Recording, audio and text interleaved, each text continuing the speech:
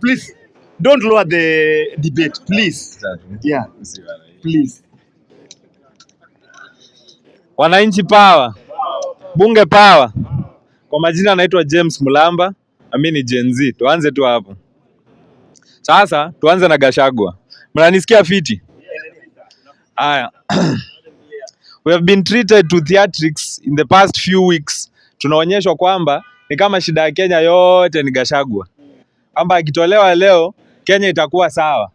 Gachagua akitolewa leo pesa za JSS interns zitapatikana. Si mnajua hawaja confirmiwa? Gachagua akitolewa leo hii shift yenye tunalia iko na shida itakuwa iko sawa. Gachagua akitolewa leo hii Adani deal yenye tunakataa itakuwa iko sawa. Gachagua akitolewa leo wabunge wetu wenye tunajua hawana akili watakuwa na akili leo. Na mimi siwaogopi. Wakitaka wanaweza nikujia. Hawa jamaa wametubeba sana. Sijui Kasmuel alikuwa anawabembeleza nini.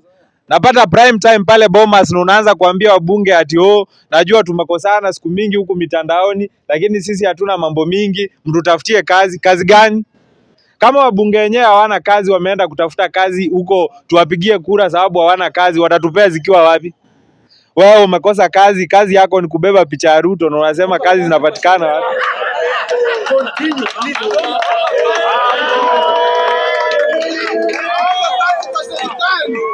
Omba kazi kwa serikali. Omba kazi kwa serikali. Kama huna kazi, wewe omba kazi kwa serikali. Tafadhali bro, anytime.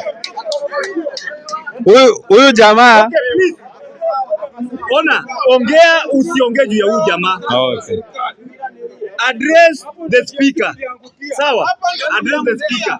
Continue. Lakini si hizo kazi ni kazi.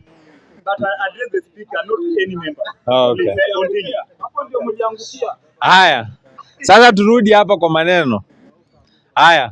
Gachagua ameambiwa yeye ni mbaya sababu ameleta maneno ya shareholding. Tuko na ukabila Kenya, hiyo tunakubali.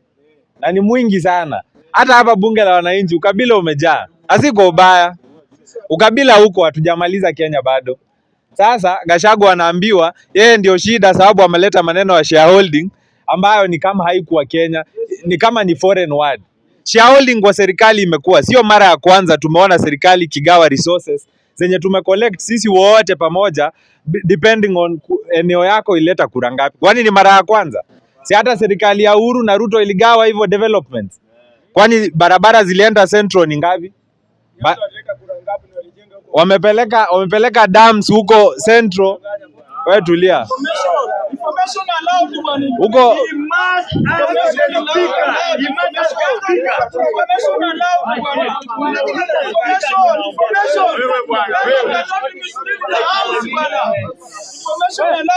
wacha ni washangaze. Wacha ni washangaze. Wacha ni washangaze. Why are we allowing people with big bodies here in the house? Wacha ni washangaze. Bunge power. Bunge power. Msikubali kupoteza na watu fulani wamelipwa kuja kupoteza watu. Wacha tuseme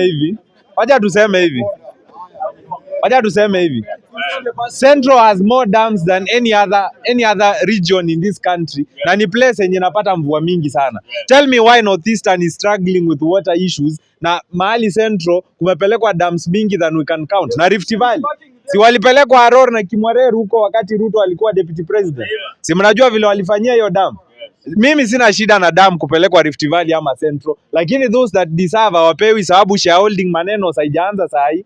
When these guys who are in power now were negotiating power, they negotiated a shareholding agreement.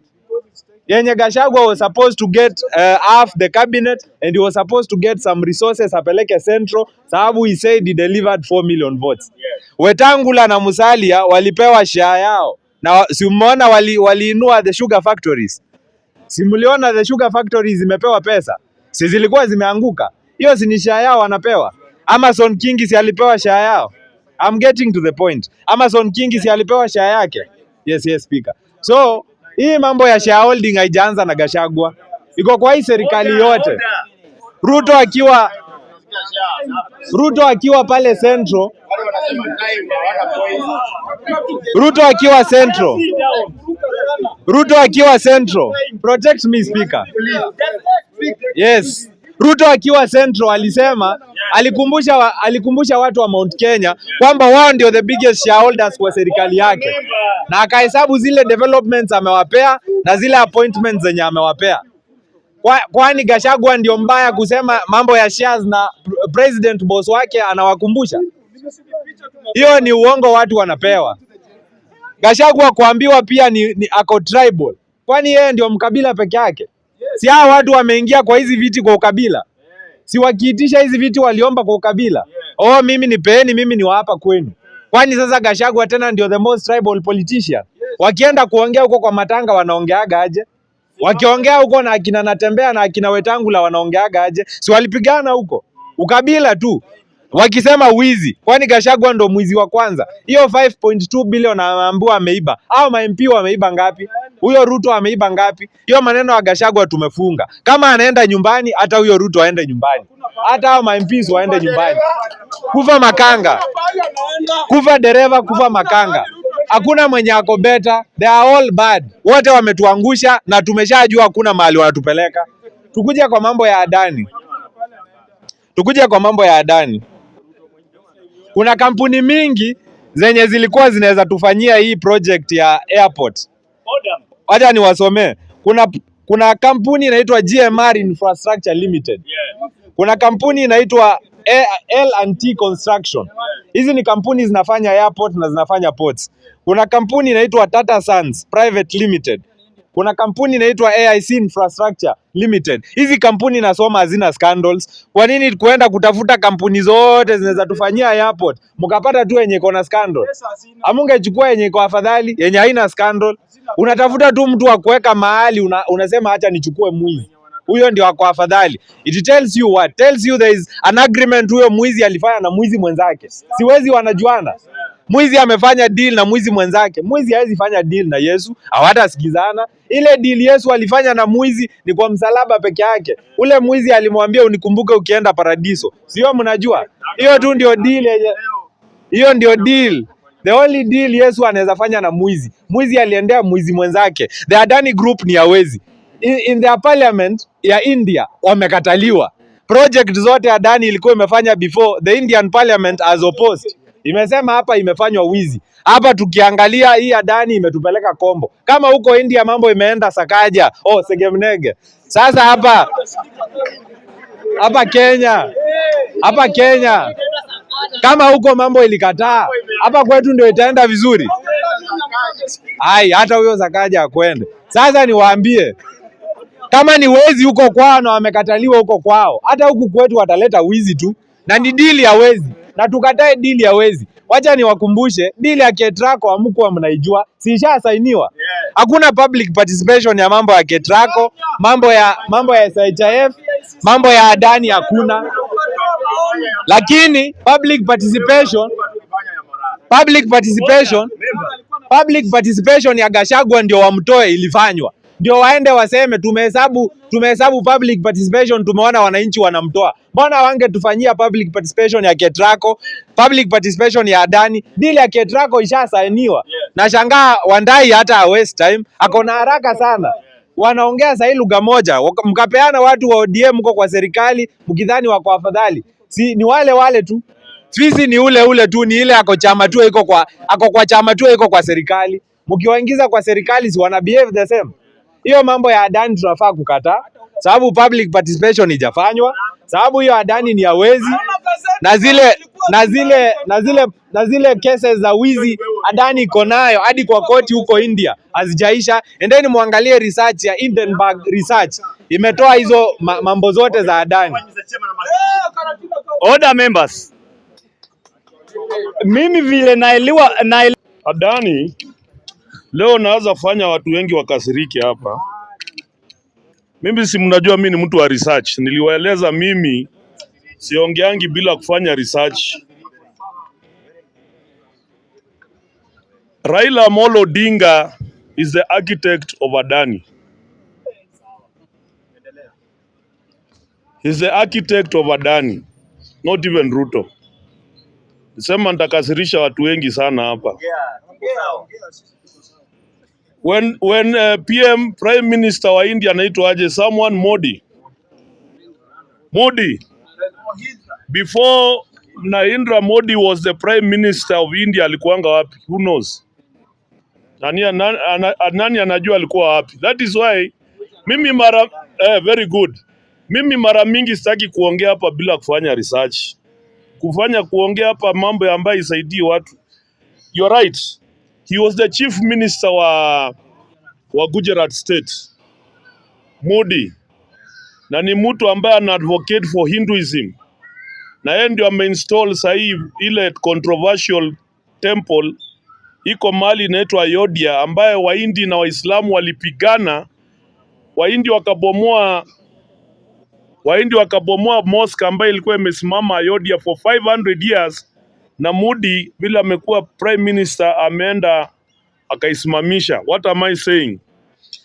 When Narendra Modi was the chief minister of Gujarat, alikuwa ameanzisha program nyingine ya kuita investors every annual. It became very big. Gujarat is one of the richest states in India.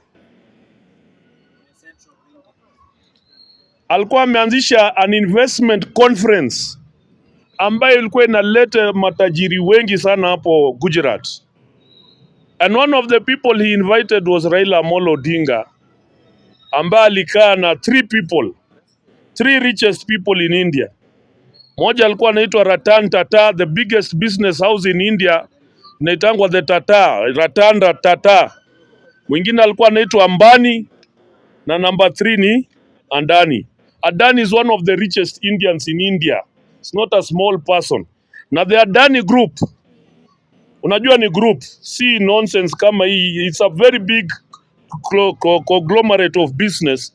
It's an investor. Ni mtu ametengeneza airports in India. Si ati ni kitu ambaye ameanza hapa. Ni mtu ambaye ametengeneza infrastructure projects all over the world, not just in India. So the Adani Group iko na capacity. Na nimependa sana ule kijana alikuwa hapa ile kitu, the questions we asking.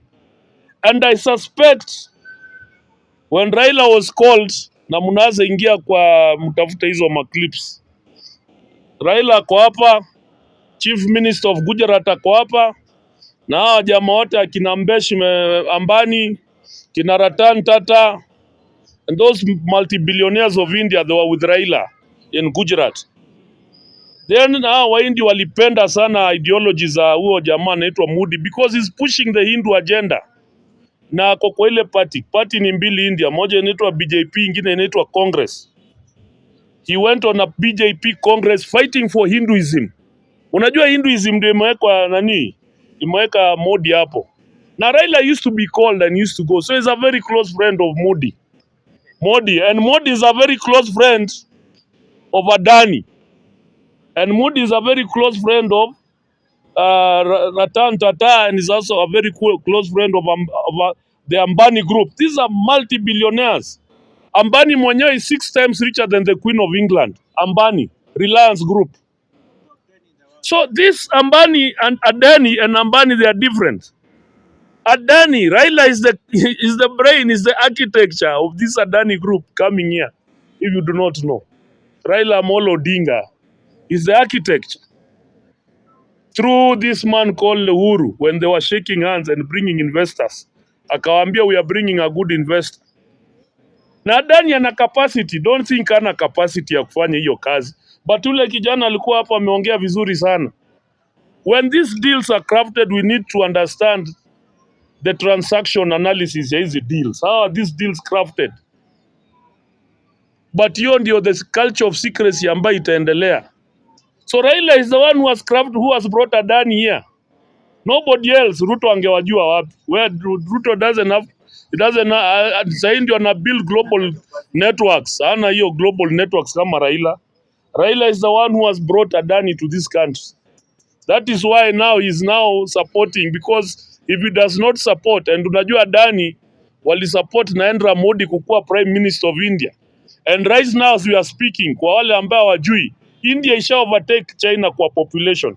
How many of you have that facts? That is the UN. UN has said that India, the population of India has surpassed China. And then again, the China economy is going slow and the Indian economy is accelerating. So all investors wanakimbia India. That is why Modi, according to the Indians, he's the best prime minister since the days of Akina Mahatma Gandhi and ule nani, kina Narendra. What was his name? Eh? Ni hata msomangi bana. Mnakujanga hapa kupiga siasa ya Gachagua mpaka hata mnanga information. Eh? Yeah, Adani, ule kijana alikuwa hapa mbele yangu, ameenda wapi? No, is the one I want to do my reference to. Unajua kwa debate lazima uwe na reference. Hata kotini, hata ukienda kotini lawyer na reference. Wana reference. Ameongea vizuri. The question is not that Adani hana capacity. The question is deals zimechorwa aje. Hizi za 30 years na za Kentraco na nini. Hapo ndio sasa ile game tunafaa kuwa tunataka kujua. Na huyo jamaa amesema, huyo kijana alikuwa hapa, amesema we must understand that transaction ilifanywa aje, how was the deal crafted, because these global deals zinafanyika kila siku. So Raila Amolo Odinga is the culprit of the Adani. This Ruto guy has just been brought in by kina Uhuru, because Uhuru na Ruto have never divorced. Iko kijana aliongea mzuri hapa another day, akasema if Uhuru wanted to give Raila the presidency, he would have done it, but it was not in his heart to give Raila the presidency for his own interest. And I don't know hii game, I don't know whether even, unajua hii game vile ilichezwa, maybe it was even a pengine you know, I'm coming to understand, even maybe Raila never wanted to be the president. I'm telling you the truth. What was done, kuna kitu imefanywa at a certain level that wananchi hawatajua. But Adani is Raila, for your information. And you can go to India and look for those clips. Mtamuona amesimama hapa, Modi akiwa chief minister Gujarat, Ratan Tata, one of the richest group in India ni Ratan Tata. No, the richest group is Ambani, Reliance, Ratan Tata, then akina Adani follow. Na kuna mwingine alikuwa anaitangwa sijui nani. Huh? No, that is his baby. That is his baby. So what they need to tell us ni hizi kickbacks ambaye Ratani anasema, Adani anasema. Raila should come clean. He has done a lot of business with us for a very long time.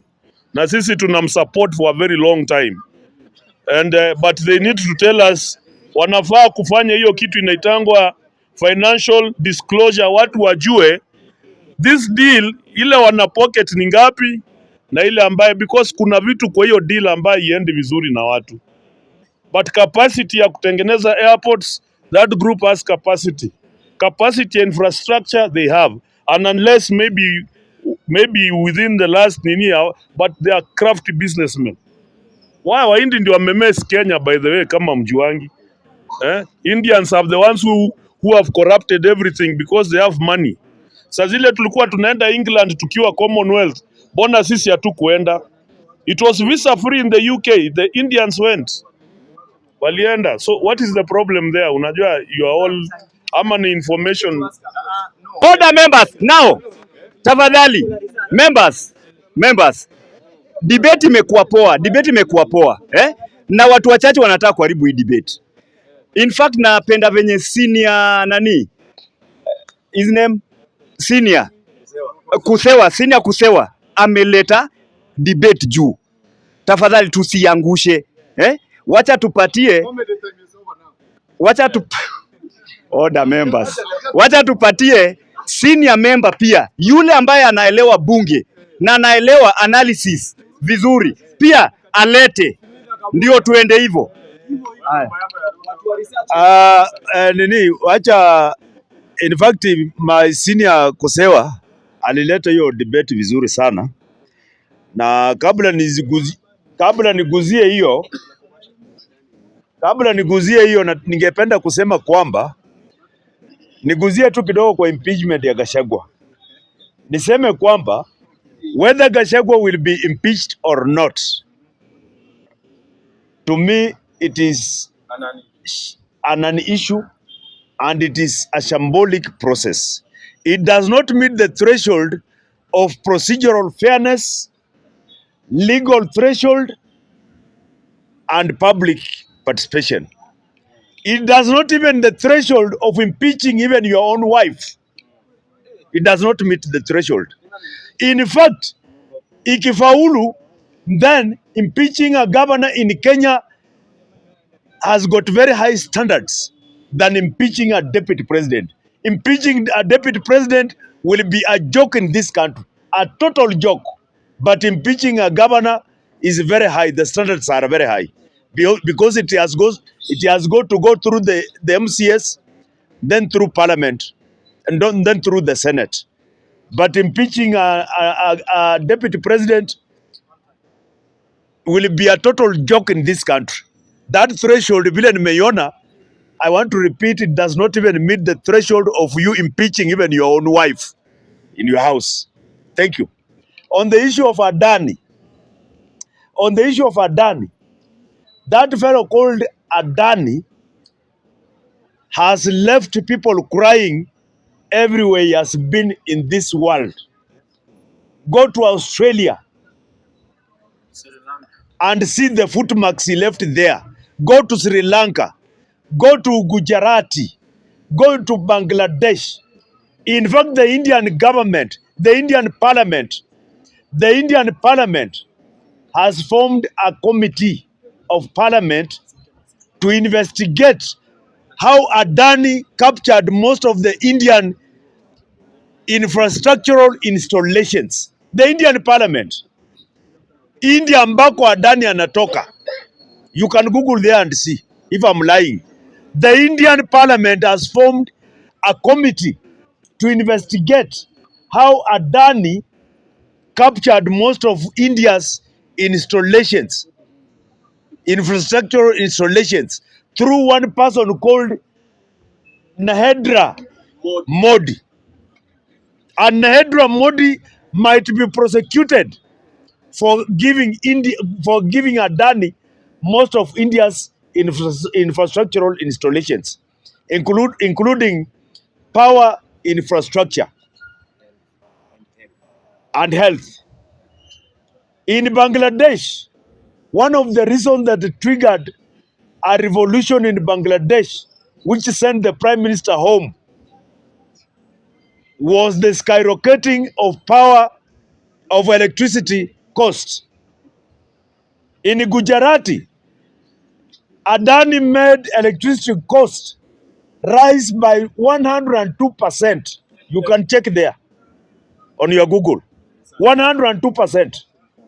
Yaani tangu achukue, alipopewa, vile tunataka kumpatia JKA, power costs in Gujarati rose by 102%. Asilimia 102. Yeye alipopewa vile tunataka tumpatie JKA. Hapa Rwanda wako na mfadhili anajenga kiwanja ya ndege Rwanda.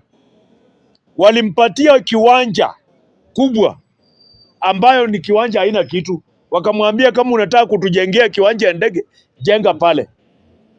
Mbona sisi tusipatie huyu Adani kiwanja huko Athiriva ama kule Mandera ama mahali pengine? Tumwambia anza hapo, anza from zero. Jenga hiyo kiwanja yako. Hiyo unataka kutuletea. Mbona tunampatia JKA? Mbona tunampatia JKA? Why are we auctioning our national heritage? JKA is not just an airport. It is our national heritage. Ni geti ya kuingia Kenya. Kama wewe uende upata kwenu nyumbani, baba yako ameuza geti ya boma. Ukimuuliza baba tutapitia wapi? Anakuambia murukia kwa fence. So there is no justification, my brothers. There is no justification in us auctioning JKA to an Asian, and I believe it is not an Asian. I believe it is a Kenyan with an Asian face. That's true. I totally believe it is a Kenyan.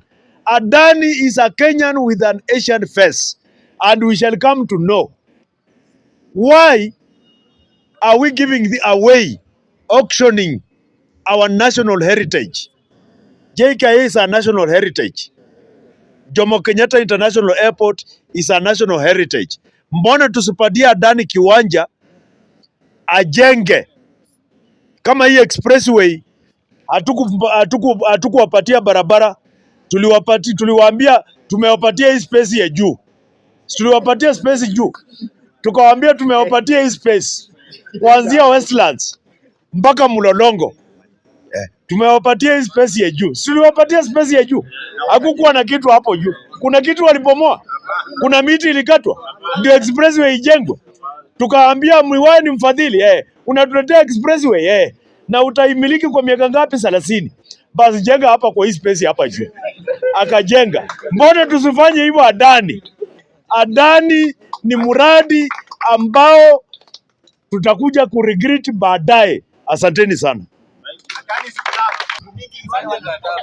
People power. Wacha tutoe kwa leverage area of the ignorant people. You know. You know, there is a statement by the French, but since I don't speak French, I will translate it to English. That when a clown moves into a palace, he does not become a king, the palace becomes a circus. Repeat it. So, to the agenda of the day. To the agenda of the day. Adani, if Adani will take the airport, then to me it's a security breach. Because we are surrendering an asset that controls what comes and leaves the country to the foreigner. Can you imagine a foreigner who has no interest of the country at heart controlling what comes and leaves the country? That will be a security breach to the nation. And today, the kind of deal that the government is doing with Adani, in our laws of the country, there is no Kenyan who is allowed to be given the mandate to run such an asset. We have a Kenyan who came forward and said, what you are giving to Adani, he can do it on his own, with his own money.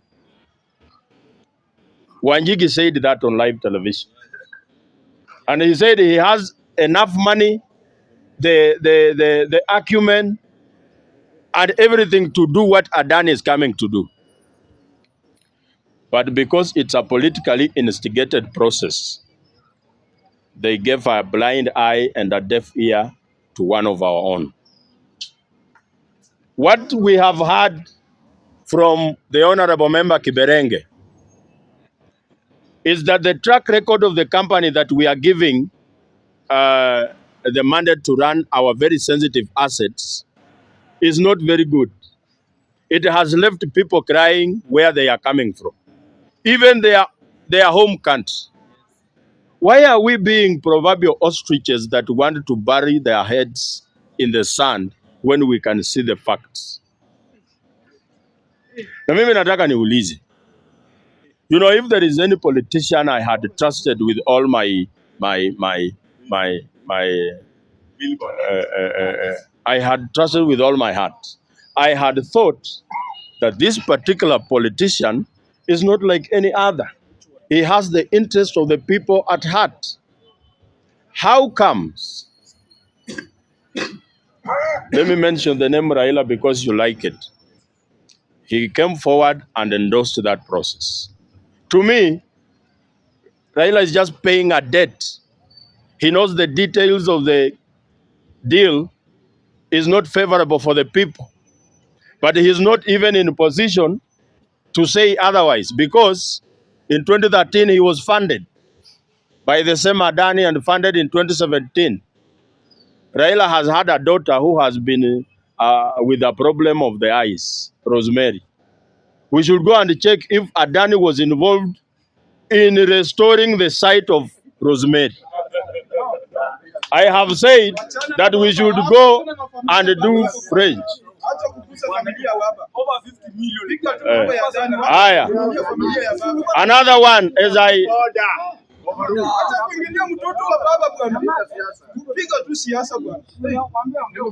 next point. Next point. The Kentraco deal that was signed.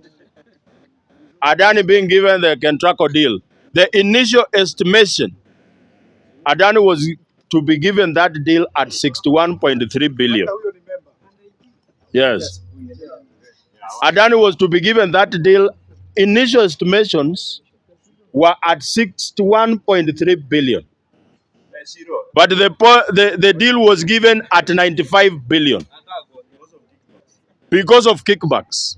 So we have lost our revenue, 30 billion, to some political honchos in our country who take every opportunity as an eating time. When, as the Kenyan people,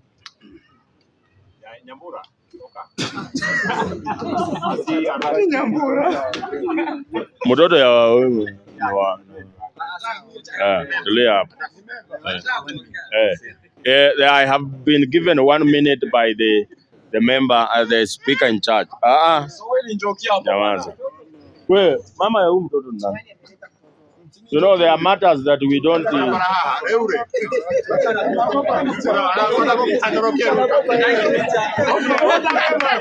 Aya, 1 minute, please. Members, tulia malize. Ukicheka hata maliza wewe mtu yeye anakuogopa.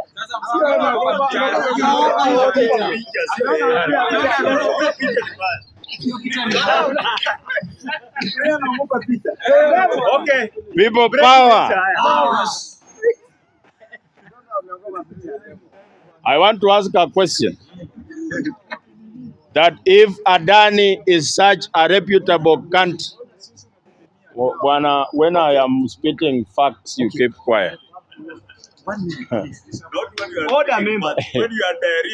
Yes. If Adani is such a reputable company that everybody in this country wants us to believe, Adani is coming to run the airport. It will be running our health. And I will give you details about somebody who is in charge of health, who is a representative of Adani in Kenya. If Adani is going to be running the infrastructure of power supply, then what is William Ruto running? If it is so good, then we should give Adani to every sector. Adani should run the police. Adani should run everything, literally everything. We should even do away with the president and install an Adani manager there to run our country. Because they want us to believe that Adani can do everything that we cannot do. The kind of ineptitude in this country means that we should replace everybody with Adani. As I finish, ladies and gentlemen, a representative of Adani in this country is called Jayesh Yassini. This is a person who will be running SHA. It was in the public domain the other day that him and somebody called Adil Khawanja, they had allocated themselves 150 billion from TSC alone. We are dealing with a problem where in JSS teachers have no money to be paid, but TSC have lost 150 billion to an irregular allocation of somebody in the name of Jayesh. And that Jayesh is the one coming to run your health insurance. Nikimalizia hapa kwa Gachagua ndugu yangu. We are saying ya kwamba Gachagua's ouster has no effect, whether negative or positive, to the common mwananchi. Our interest as the people is not anywhere close to where Gachagua is. Gachagua hata akitumwa nyumbani, I have no remorse for Gachagua because he does not depict the ideals of a leader that we want. But sasa kutuma mtu nyumbani, some member of parliament embarrassed herself in public that I voted for Gachagua to go because he said that my marriage will not last 6 months. Can you imagine the kind of, she's such a bimbo. But okay, please don't lower the debate. Don't lower the debate. Okay. Bibi! Ria! Sasa wacha niongee ukweli wa mambo. Hamtaniweka maneno mdomoni mwangu bwana. Ukweli wa mambo ni huu. Wajua siku zote hapa injini ama duniani ukikuja na ukweli wa mambo utapata upinzani. Sasa huyu bwana amekuja kutuokoa huyu Dani. Bado nyinyi mnapinga. Yaani wanadamu ni wale wale tu. Ufanye mazuri, ufanye mabaya ni wale tu. Bado watasema mabaya tu. Ushaona? Sasa ukweli wa mambo, sisi tunaitikia huyu bwana ameleta mambo mazuri katika taifa la Kenya. Nyinyi mpende, msipende, huyu bwana ndiye atafanya hiyo kazi. Nikizonga kidogo kwa mambo ya Gachagua, wacha ninukuu maandiko. Ukisoma medali 25 mstari ni ule wa 16. Maandiko yanasema kwamba mtu asiye haki muondoe mbele ya mfalme, manake kiti cha enzi kimethibitika. Mtu asiye haki muondoe mbele ya mfalme, manake kiti cha enzi kimethibitika. Asanteni. Hey. Hey. Hey. Okay, senior.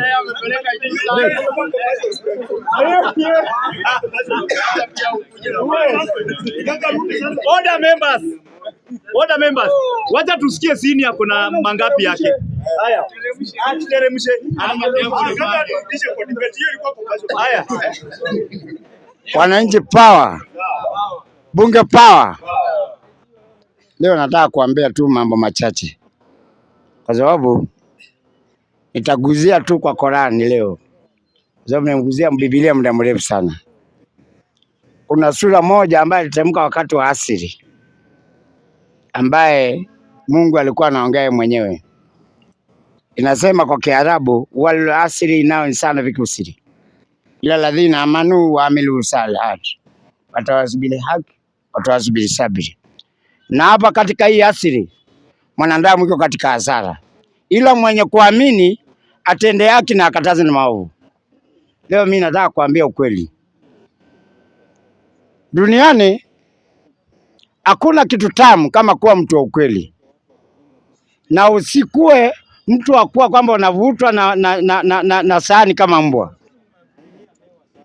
Nasema hivi, haufai kuwa especially mwanaume haufai kuwa kwamba unavutwa na sahani kama mbwa.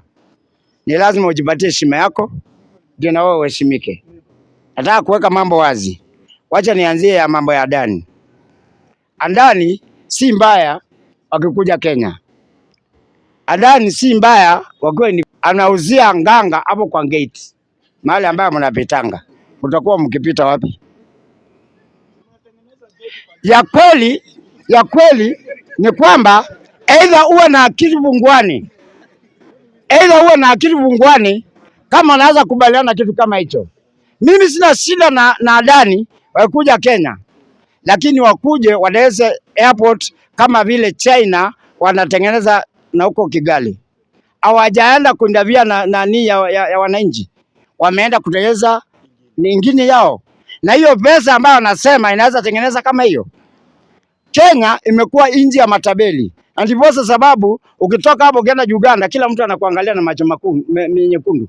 Ukienda Tanzania kila mtu anakuangalia kwa makini, kwa sababu wewe ni tabeli. Unaweza ibia mtu kama obtain, utakon na mambo kama hayo, na ndipo huwa nyinyi mnaongea kwa mambo mengi ambayo hata ifaidi watu. Nataka kuongea tuzungumze ukweli. Saa hii umepatia Ketrako ambaye ni Kenya Born Light inatengenezwa hapa hapa nini hapa Ukambani hapa katikati ya Wakamba na Waembu, Masinga Damu, Kindaruma, Kiambere na hali kadhalika, damu 8 hizo ikabidhi mtu mwingine aikontrol kwa miaka.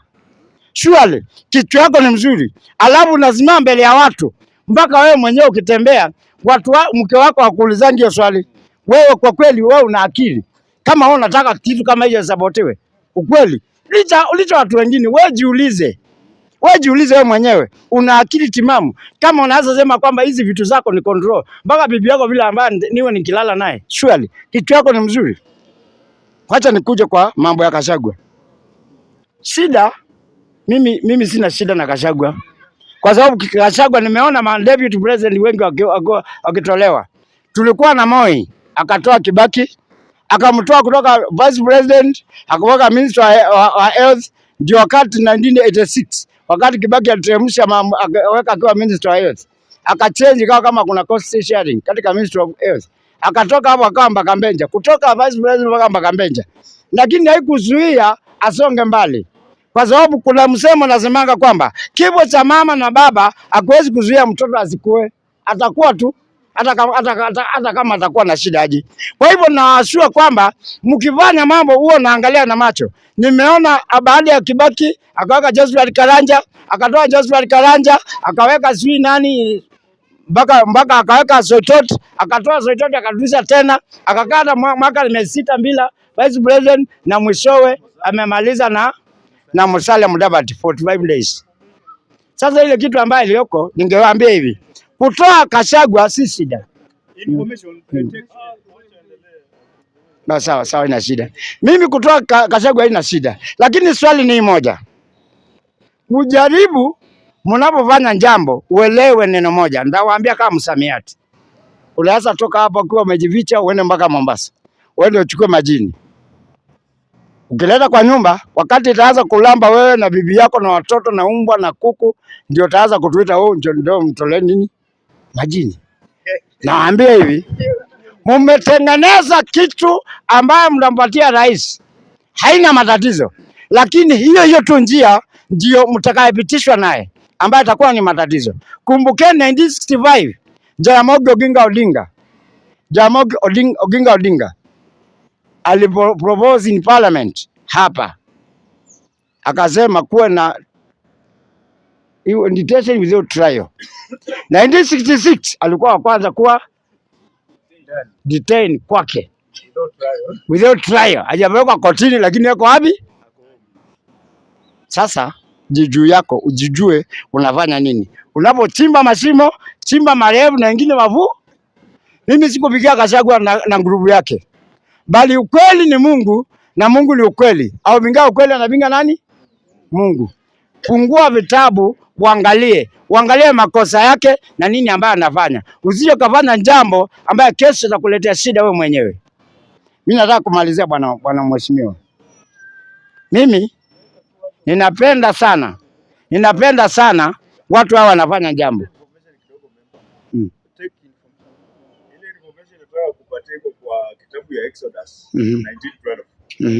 Na inasema Kiberenge sikiza najua kitabu na inasema hivi. Umeniruhusu? Tena wewe utawekea watu mpaka kuzunguka mlima. Utawakanya wajihadhari sana wasipande juu ya mlima wala kuuguza mpaka wake. Yeyote atakaye guza mlima atauawa.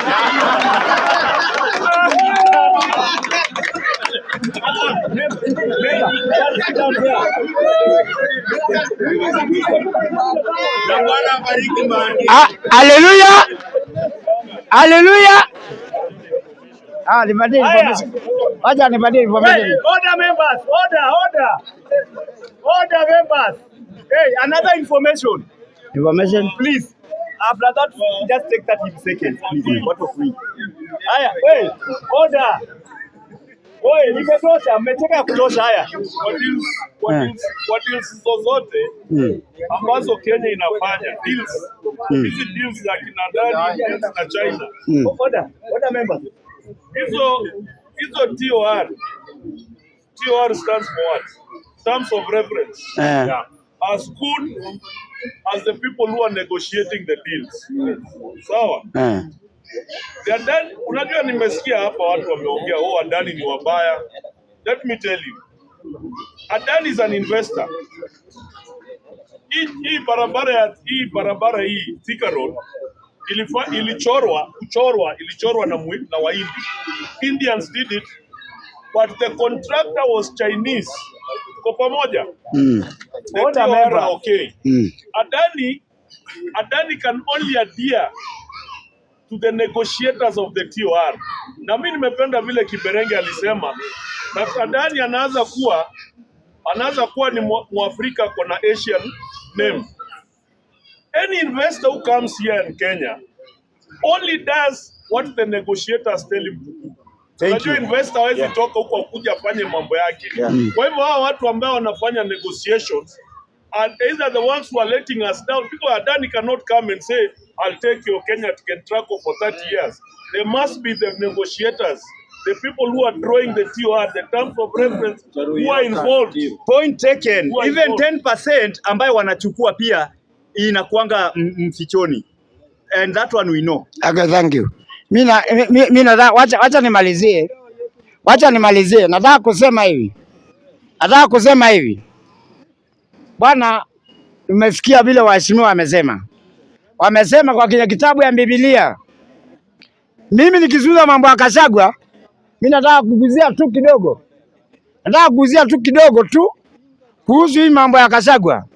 Nikasema hivi, wakati ambao nasema kwamba huyu bwana anazungumza mambo ya mlima, uelewe kwamba si yeye mwenyewe amekataa na mlima, bali mlima umekataliwa naye na Mwenyezi Mungu Allah Subhanahu wa Ta'ala. Kwa nini ambaye nasema hivi? Nataka kumalizia bwana mheshimiwa. Kwa nini ambaye nasema hivi? Kwenye kitabu ya Biblia, I'm already informed than you. I'm informed than you. Kwa hivyo namaza. Mimi nasema hivi. Nenda soma sura tu asili kwanza. Wewe unajua unaongea nini? Amesema wewe usome mimi nasema hivi. Sikiza, haina shida. Watu wanalaana, mimi sitaki kelele. Mimi nasema hivi. Mimi nasema hivi. Unajua unaambianga mimi namalizia. Unajua nilikuwa nimekuwa interviewed. Unataka kuongea na unapiga kelele. Mimi nataka kumalizia. Naomba niruhusu nimalizie. Namaliza na neno moja. Kwenye kitabu ya Biblia takatifu.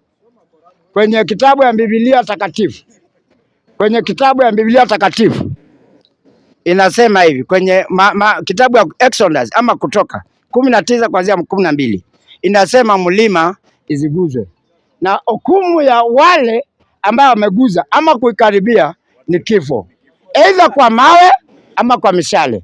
Nikimaliza,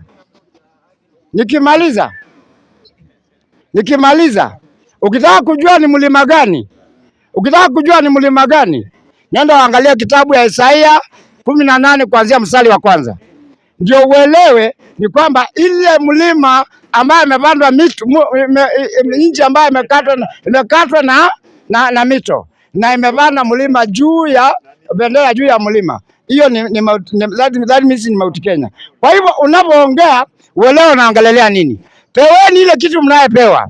Lakini ninawaona mimi kama Judas Iscariot. Ule alipewa only 30 bob ikamoa. Ole wenu kama hamuna akili kwa sababu mtaipata. Asanteni, Mungu awabariki. Thank you man. Thank you. Haya. Order. Nilikuwa nimetega mboma hapa. Thank you Mr. Speaker. I take on you from that point. Okay. I'm the leader of the majority in this house, so you should behave when I'm in the floor. Majority leader. Now 3 minutes. Thank you, Mr. Speaker. I want to first of all disagree with you constitutionally. Yes. That anything to do with the public participation should start at the constituency level. Yes. That's a great lie. Yes. Our MPs relied on Article 118. But if you go deep in the constitution, under the fourth schedule of the Constitution, Sub-Article 14, says public participation should go unto the location. There is total difference between a constituency and a location. I want to ask you don't know, that's why I'm informing you. And if you look at these charges against the deputy president, we are talking of our MPs. We are told to go to their respective constituencies to do just a public participation for one day.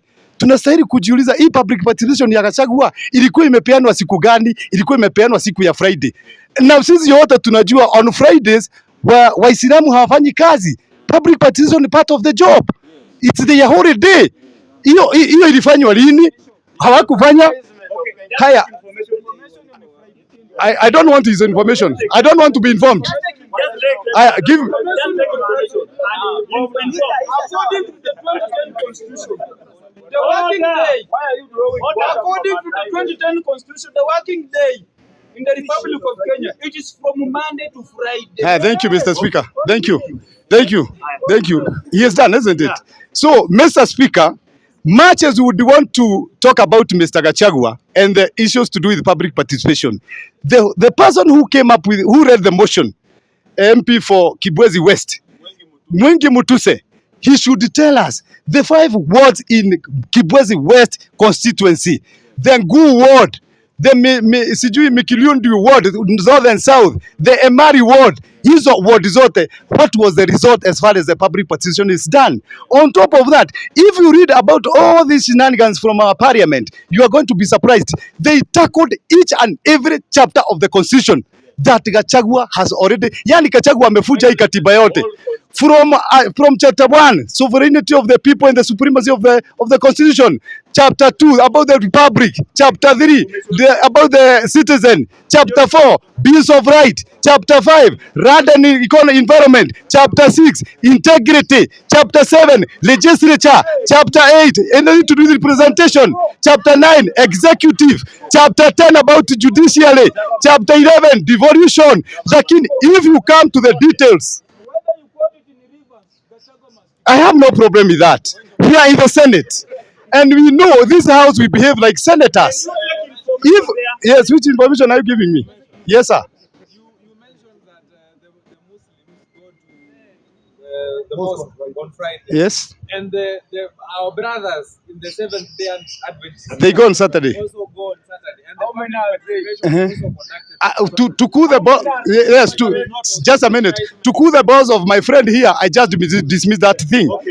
If you look at the allegations,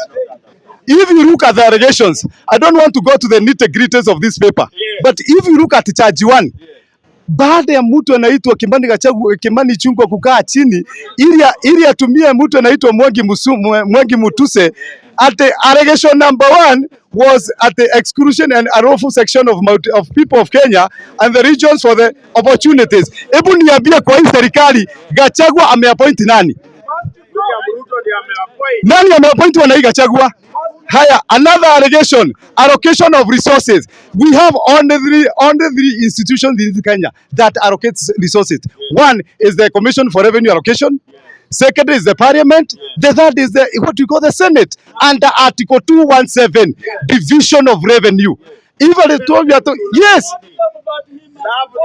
Aya, ukiangalia, if you look at the other charge, these people say that he is exercising the functions of the symbol of national unity. The national unity, I'm not, as I wind up, Sijakataa mimi. We are talking about the senators.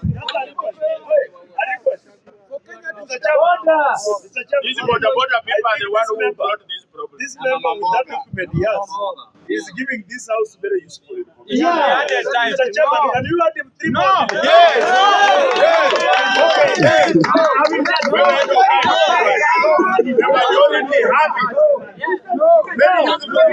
Order, just stand here. The 11 grounds of impeachment. Mama. Order members.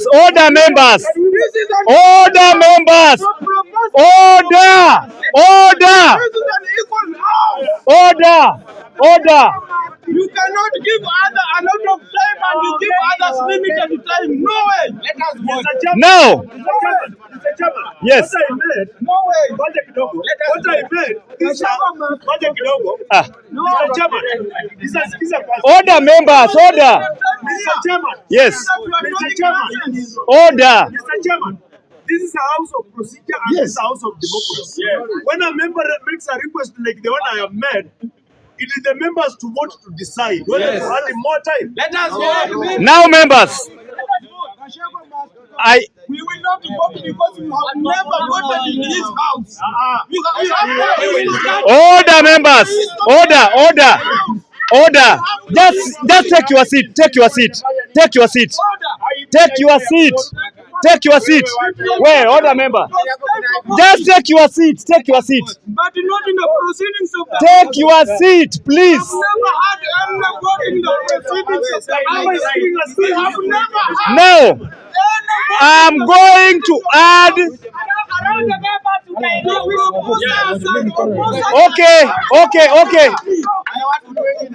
Okay.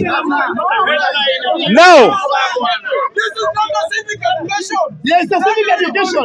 It's a civic education. Okay, members. Order, members. Kidogo. Order, members. Wait, nani? Kidogo, please, kidogo. Order, members, kidogo. Members, order. Members, order. Bunge la Mwananchi stands for learning. We are here to learn. Members, we are here to learn. Order, members. Order. If you are a Bunge la Mwananchi member, know that if you are Bunge member, every Bunge member here comes to learn. At least something small to go home with. Right now, I'm giving majority leader 2 minutes to finish. Just a member. I have issues about the shah. Even me, I had it. I will give you. Even me, I had it. I will give you. Thank you. You cannot give me time. You cannot. So members of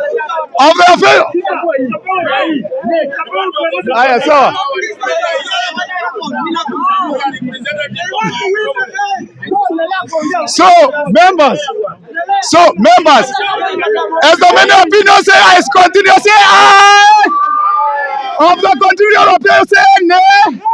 The ayes have it. I continue. I'm giving you 3 minutes. And I think I'm the best person here to dispense what we call constitution. From Article 1 to Article 264. Yes. No.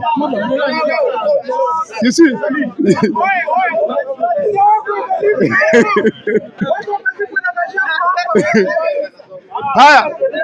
Yes, members.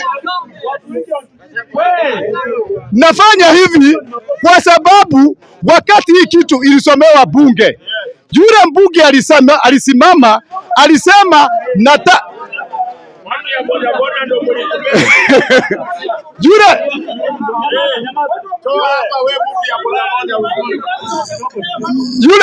yule mtu alisoma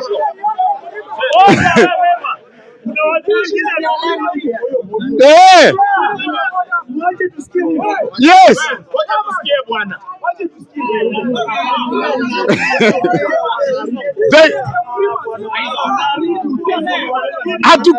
Hatukatai sisi.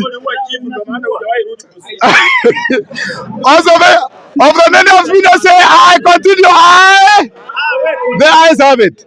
The other issue, ile kitu imefanya nichukue hiyo jia, kwa sababu sisi tunakuja hapa, what was read in parliament by our juvenile parliamentarians, it was not what they discussed.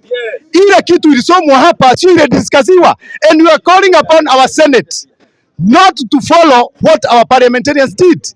It's how It's a house of debate. Aya, kucha shika hiyo gea. Ona. Now, No, let me embarrass myself. Let me embarrass myself. Yes, ni sawa, haina shida. Wewe pia wakija alikupa pesa. Tafadhali. Ulikuanga mwili kama yangu wakija na kupa. 1.5 unakula yote. Member, nimesema natakupatia nini ueleze maneno ya Ngoja kwanza. Hapa lazima pia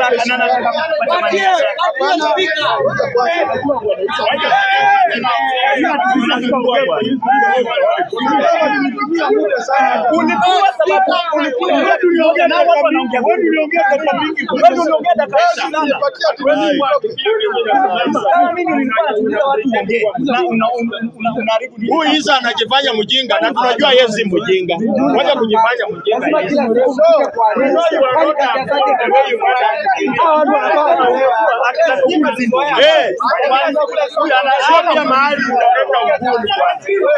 Okay. Hey, members. Tafadhali ona. Oi, members. Kidogo tu. Members, tafadhali. Tafadhali. Bunge la mwananchi. Hey, ona senior. Nyamaza nipeane direction please. Tafadhali members. Oi, please. Members. Members, tulia. Tafadhali members. Bunge la mwananchi. Kama wewe ni member wa bunge la mwananchi, inafaa ujue hii kitu. Number one, watu wanakujanga bunge kulana, kusoma na kusikiza na kuchange ideas. Maneno na kupiga kelele imeanza juzi kwa wale ambaye hawaelewi bunge ni nini. Tafadhali tukiwa hapa tujaribu to learn. That's why our seniors wakiamka kuongea hapa wanaongea vitu ambaye wametoka nao nini, wametoka kusearch. Siku hizi tunaongea tu watu bora umeongea. Haujui kitu yoyote ambao unasema. Tafadhali to learn kama masinia wetu akina Kiberenge ambayo wamekuwa hapa wakati bunge ilikuwa bunge, na tunataka hii bunge irudi bunge. Si bunge ya bora umeona kitu ya mtu kidogo unaanza kupiga nduru. Hiyo haisaidii. Kama ni pesa, bunge tunajua venye bunge inaletanga pesa. Sababu gani? Tuko masini hapa na tunajua venye hii kitu inafanywa. Si watu wamekuja hapa jana na wanaharibu kila kitu. Hawajui anything. Nimekuwa hapa deputy speaker, nimekuwa speaker, nimekuwa SG. Tunajua kitu hapa inafanya. Tafadhali tunyamaze, tusikize watu. Sawa, tunyamazeni tusikie. Sababu watu ambao wanapiga nduru hapa, they don't know about bunge la mwananchi. They don't understand. Tafadhali come. No, I'm not giving him. Sawa. Huyu aongei sahi. Na kama ataongea, hii kitu inaharibika. Ndio mtajua mimi ni buna. Thank you. All the members. Thank you very much, Mr. Speaker. Thank you very much, Mr. Speaker. Yes, thank you very much, Mr. Speaker. And for the benefit of our media, my name is Samuel Kanja, and I've been the majority leader in this house. And the leadership ya mtu anaitwa Ababu na Ababu hapa nikawa majority leader Adakaucho. Hawa watu wakajaribu kunitoa Kiberenge, akasimama nikang'oa yeye. I'm still the majority leader. Na hawa watu wakasema nitakaa kama Aturi. What I'm saying is this, wakati nilianalyze hii karatasi ile itaangaliwa kesho na our Senate, all these things falls under what we were taught by one Patrice Lumumba, falls what we call the de minimis non-curate legs. It holds no water, it has no legs, it has no head. Hii kitu hata kama ni wewe uisome, your senior members there. Hii kitu hata uisome ukiwa mbunge, na umevote yes, uende ulale uamuke asubuhi, ujiulize charge number one, how can I vote such that Gachagua has disallowed other areas not to be given public resources? From the first thing, unajiuliza Gachagua anaallocate resources gani na wapi? How? That is what we are discussing. So,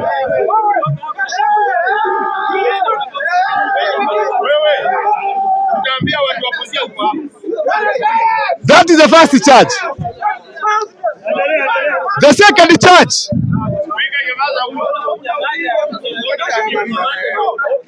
The second charge. The second charge. The second charge.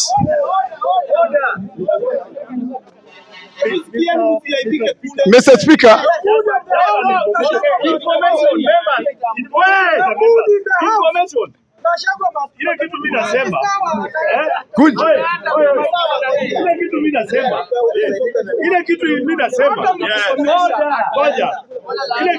Ile kitu mimi nasema whether you support Gachagua or not. Yes.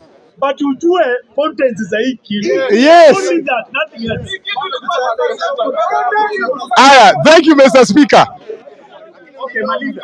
Nimalize na sijaanza. Haya, as I wind up. As I wind up, Mr. Speaker. As I wind up, Mr. Speaker.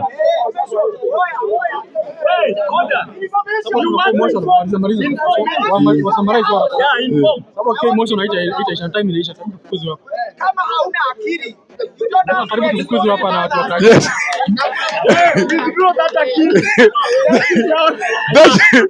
Thank you, Mr. Speaker. Another charge. Sasa hata sitasoma. Another charge. Inasemekana Gachagua has stolen 5.something billion. Under Article 31, there is what we call the privacy. Lazima uwe na kitu inaitwa court order ukikuja kuangalia mali yangu. Nataka kuuliza, kitabu Gachagua achukue 5.5 billion. Alichukua siku moja, ilikuwa siku ngapi? Tuwe tuna sequence at a certain date, Mr. Gachagua, you took this amount of money. At a certain date you took and supported with evidence. Aya, that is why anasema yes.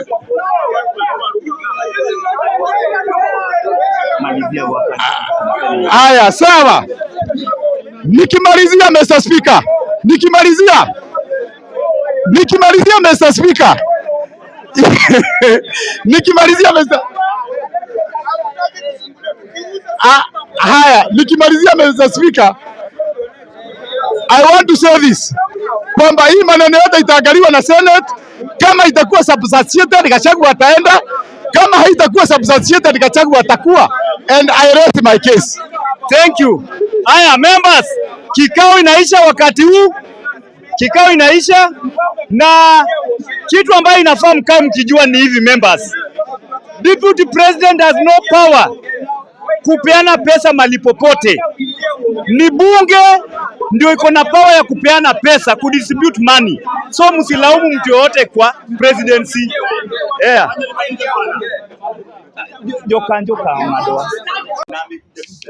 Umekuja tu saa hii, unaona wewe uko na mwili kubwa sana, wewe ndio unafaa kuongea. Hapa ni content ya kichwa, sio mwili. Haya. Sasa Mr. Speaker, unajua Kenya tunapenda kuweka siasa kwa kila kitu. Lakini kabla niendelee, wacha nitume salamu zangu kawaida. Mimi ni Mluya, lazima nitume salamu. Natuma salamu kwa timu wa Nyoni, incoming governor Nairobi County. Huyo ndio governor wetu. Sakaja, fanya haraka haraka utoka hapo.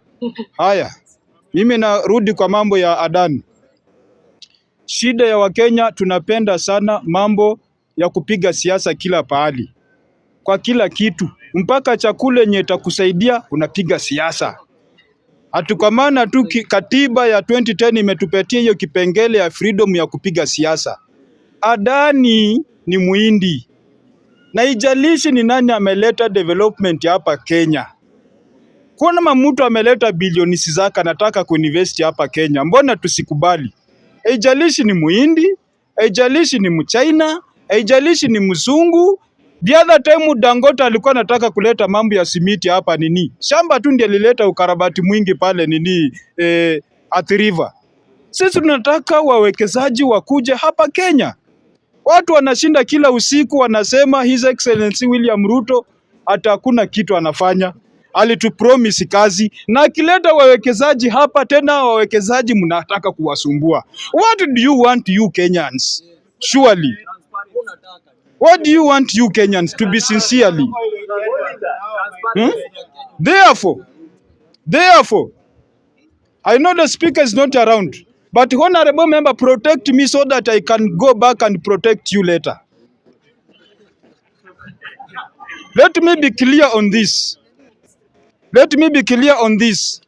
One called Adani is an investor like any other person. And you also as a Kenyan. Na wewe kama pia Mkenya, bwana, protect me honorable members. If kama shida yako ni kuvaa hii picha ya Ruto, tafuta picha ya Gachagua uvae. Ama tafuta picha mtu mwingine anataka uvae. Kidogo. Ona members, sikia we nani? Ona. We party leader. Nyamaza amalize yake ukuje ueleze yako. Nyamaza. Yes. Nyamazeni bro. Yes. Mimi tunajua mimi venye nakuwa gani. Yes. Yes. Basi wacha kuja ongee, mimi nikuje niongee baadaye. Kuja ongee.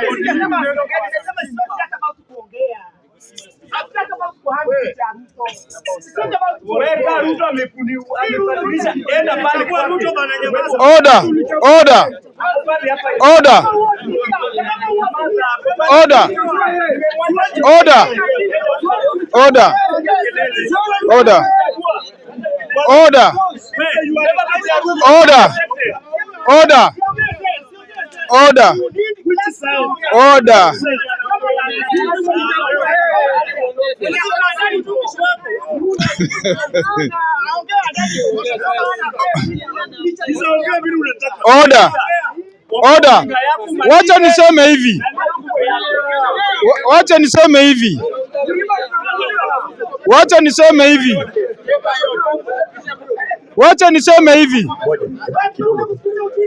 Wait. Order. I'm giving you. Order members, order. Order. Wait. Order. Now, wait. Oi, bro. Order. Please. Wait. Kiberenge nyamaza. Kidogo nakupatia. Are you getting my concern? Member, listen. I'm giving you direction.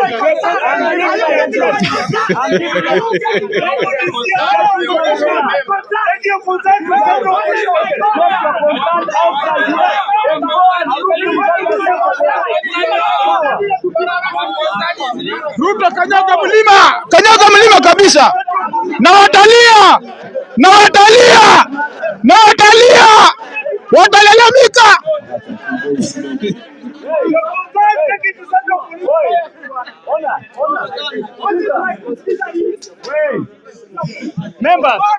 Wacha kuja ongea. Members. Kunayo nataka mjue hivi. Wait. Members. Order members. Iko hivi. Kuna wale watu ambao wanafanya order. Wait, order.